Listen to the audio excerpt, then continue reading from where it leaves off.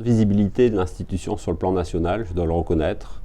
Je l'assimile davantage à une activité plus politique que donc vraiment au service de la profession, en tout cas au niveau de la région.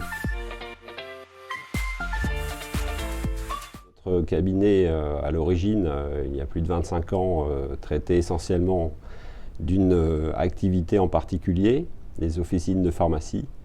Et depuis, nous nous sommes considérablement développés dans d'autres domaines d'activité, mais ça reste pour moi important et générateur d'un savoir-faire et d'une meilleure rentabilité pour nos cabinets.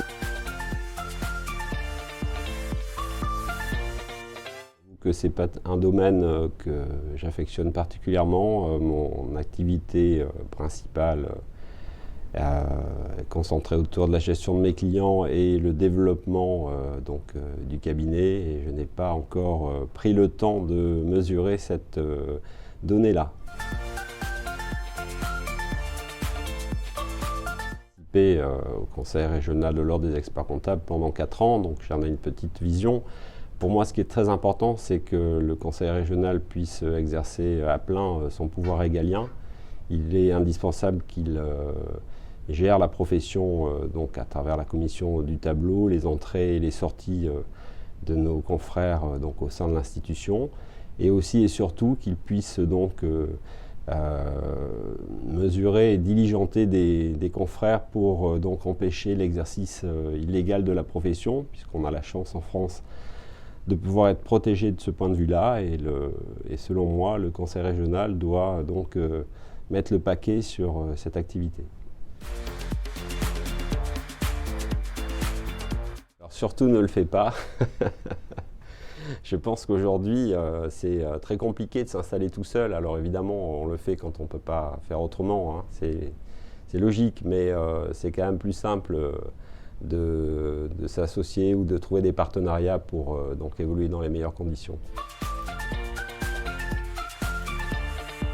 Oui, effectivement, c'est très important de bien choisir ses associés. L'idéal, dans ce cas-là, c'est de les connaître. Si on a fait ses études ensemble ou on s'est connus avant dans d'autres activités, c'est quand même beaucoup mieux. Idéalement, d'avoir travaillé ensemble avant de s'associer, c'est parfait. La profession, malheureusement, a fait certainement fuir quelques talents dans d'autres directions ces dernières années. On a eu du mal à se débarrasser d'une image poussiéreuse. Les gens ont toujours pensé qu'on travaillait les samedis, les dimanches et les jours fériés en cabinet en étant mal payé. Je pense que ça, c'est quelque chose qui nous colle à la peau. Et il est très important, je pense aujourd'hui, que nos instances et que l'ensemble des confrères puissent apporter une autre image afin d'attirer les talents. Le cabinet n'a pas constitué de société avec d'autres professionnels. Nous gérons en interne déjà des activités juridiques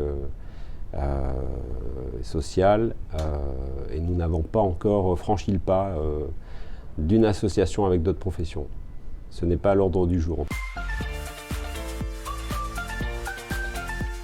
C'est vrai que je suis un grand amateur de cigares et que pour cela je me rends assez fréquemment à La Havane, à Cuba, pour me réapprovisionner et pouvoir en profiter au maximum.